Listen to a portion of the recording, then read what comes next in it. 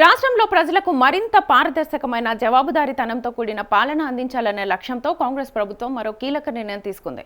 గత 99 రోజులుగా రాష్ట్ర వ్యాప్తంగా అమలు చేసిన ప్రజా పాలన ప్రగతి ప్రణాళిక కార్యక్రమ ఫలితాలను సమగ్రంగా సమీక్షించేందుకు ప్రత్యేక కార్యాచరణను ప్రారంభించింది. ఈ కార్యక్రమం అమలు తీరు, ప్రజలకు అందిన ప్రయోజనాలు, క్షేత్రస్థాయిలో సాధించిన పురోగతిని అంచనా వేయడానికి జిల్లాల వారీగా సీనియర్ ఐఏఎస్, ఐపీఎస్ అధికారులను, ఐఎఫ్ఎస్ అధికారులను ప్రత్యేక అధికారులుగా నియమిస్తూ ప్రభుత్వం ఉత్తర్వులు జారీ చేసింది.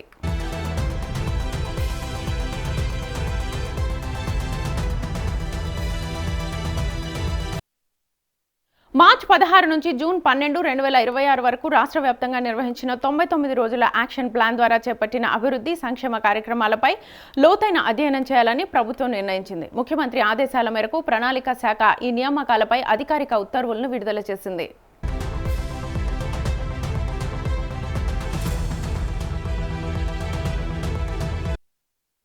ప్రత్యేక అధికారులుగా నియమితులైన వారిలో స్పెషల్ చీఫ్ సెక్రటరీలు, ప్రిన్సిపల్ సెక్రటరీలు, వివిధ సంస్థల వైస్ చైర్మన్లు, కమిషనర్లు, సీఈఓలు, డైరెక్టర్లు, జాయింట్ సెక్రటరీ హోదాల్లోని సీనియర్ అధికారులు ఉన్నారు. వీరందరికీ జిల్లాల వారీగా బాధ్యతలు అప్పగించబడగా క్షేత్రస్థాయిలో ప్రభుత్వ కార్యక్రమాల అమలు తీరును పరిశీలించి ప్రత్యేక నివేదికలను సమర్పించాలని అధికారులు ఆదేశాలు జారీ చేశారు.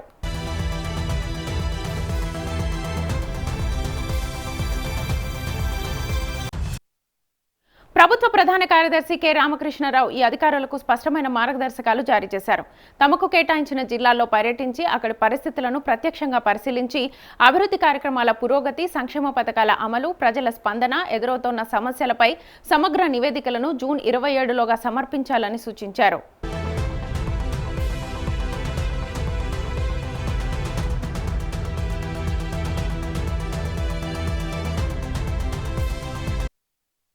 ఇటీవల సచివాలయంలో ముఖ్యమంత్రి అధ్యక్షతన జరిగిన ఉన్నత స్థాయి సమీక్షా సమావేశంలో 99 రోజుల యాక్షన్ ప్లాన్ పురోగతిపై విస్తృత చర్చ జరిగింది. గ్రామ స్థాయి నుంచి జిల్లా స్థాయి వరకు అమలు చేసిన అభివృద్ధి కార్యక్రమాలు, సంక్షేమ పథకాల ప్రభావం, ప్రజలకు అందిన ప్రయోజనాలను ముఖ్యమంత్రి సమగ్రంగా పరిశీలించారు.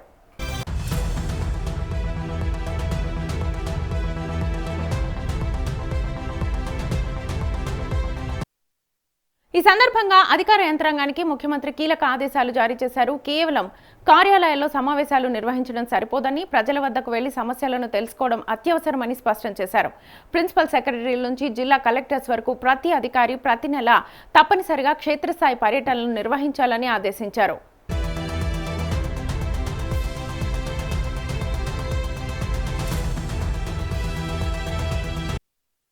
గ్రామాలు, మండలాలు, పట్టణాలు, జిల్లాల్లో ప్రజలు ఎదుర్కొంటున్న సమస్యలను ప్రత్యక్షంగా తెలుసుకుని వెంటనే పరిష్కార చర్యలు చేపట్టే విధంగా వ్యవస్థను మరింత చురుగ్గా మార్చాలని ప్రభుత్వం భావిస్తోంది. ఈ లక్ష్యంతోనే రాష్ట్ర స్థాయి సమీక్షలకు సమాంతరంగా జిల్లా స్థాయిలో కూడా సమీక్షా సమావేశాలు నిర్వహించాలని నిర్ణయించింది.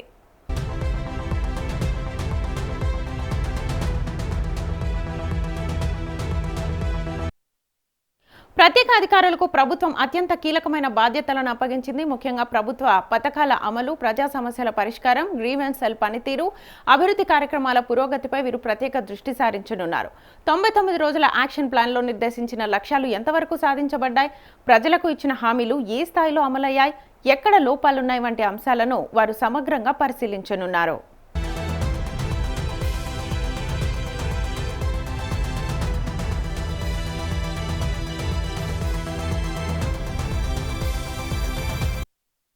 అంతేకాకుండా గ్రామ సభలు, వార్డు సభలు, మండల స్థాయి సమావేశాలు, నియోజకవర్గ సమీక్షలు, జిల్లా స్థాయి సమావేశాల్లో ప్రజలు లేవనెత్తిన సమస్యలను సేకరించి వాటిని వర్గీకరించే బాధ్యత కూడా ఈ అధికారులదే. ప్రజల నుంచి వచ్చిన సూచనలు, అభ్యర్థనలు, ఫిర్యాదులు, డిమాండ్లను విశ్లేషించి జిల్లా వారీగా ప్రత్యేక కార్యాచరణ ప్రణాళికల్ని రూపొందించనున్నారు.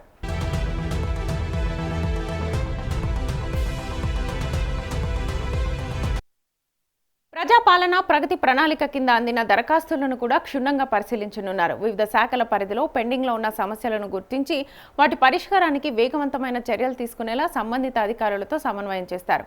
ప్రజలకు సేవలు అందించడంలో ఎక్కడైనా ఆలస్యం లేదా నిర్లక్ష్యం ఉంటే వాటిపై ప్రత్యేక నివేదికలు సమర్పించే అవకాశం ఉంది.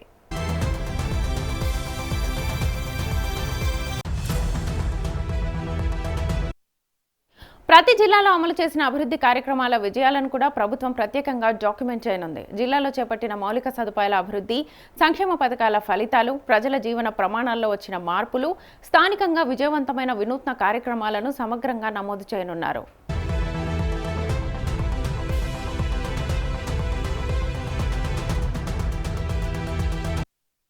దీనికోసం జిల్లా వారీగా పవర్ పాయింట్ ప్రజెంటేషన్లు, సమాచార పుస్తకాలు, డాక్యుమెంటేషన్ నివేదికలు రూపొందించనున్నారు. ప్రభుత్వ కార్యక్రమాల ద్వారా సాధించిన విజయాలను ప్రజలకు స్పష్టంగా తెలియజేయడమే లక్ష్యంగా ఈ చర్యలు చేపడుతున్నారు. అదేవిధంగా ప్రభుత్వ విజయాలను విస్తృతంగా ప్రజల్లోకి తీసుకెళ్లేందుకు ప్రత్యేక ప్రచార కార్యక్రమాలను కూడా నిర్వహించనున్నారు. సోషల్ మీడియా నివేదికలు, ప్రింట్ మీడియా, ఎలక్ట్రానిక్ మీడియా ద్వారా అభివృద్ధి కార్యక్రమాల సమాచారాన్ని ప్రజలకు చేరవేయాలని ప్రభుత్వం నిర్ణయించింది. జిల్లాల వారీగా ఫోటో ఎగ్జిబిషన్లు, మీడియా సమావేశాలు, ప్రత్యేక అవగాహన కార్యక్రమాలను నిర్వహించే అవకాశాలు కూడా ఉన్నాయి.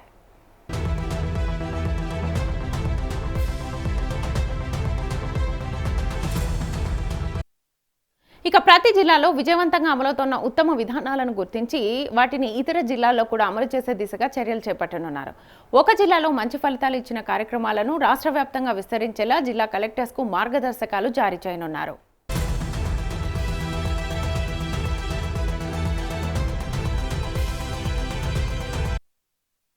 ప్రత్యేక అధికారులు కేవలం పరిశీలకులుగా మాత్రమే కాకుండా మార్గనిర్దేశకులుగా కూడా వ్యవహరించనున్నారు. జిల్లాలో ఎదురవుతున్న పరిపాలనా సమస్యలు, అమలు లోపాలు, సిబ్బంది కొరత, మౌలిక సదుపాయాల అవసరాలు వంటి అంశాలపై సూచనలు అందించి ప్రభుత్వ యంత్రాంగాన్ని మరింత సమర్థవంతంగా పనిచేసేలా చేయనున్నారు.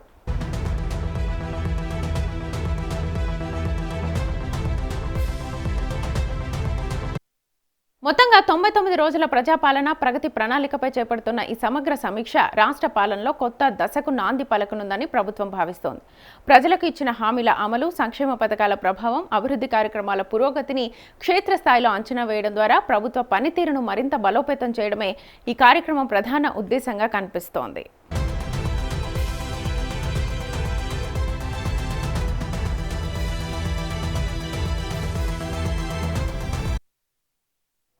ప్రజల సమస్యలను నేరుగా తెలుసుకుని వాటిని పరిష్కారానికి తక్షణ చర్యలు తీసుకోవడం, జిల్లాల మధ్య ఉత్తమ పద్ధతులను పంచుకోవడం, అభివృద్ధి ఫలితాలను ప్రజలకు చేరవేయడం ద్వారా రాష్ట్ర పరిపాలనను మరింత పారదర్శకంగా, ఫలితాల ఆధారితంగా తీర్చిదిద్దేందుకు ప్రభుత్వం అడుగులు వేస్తోంది.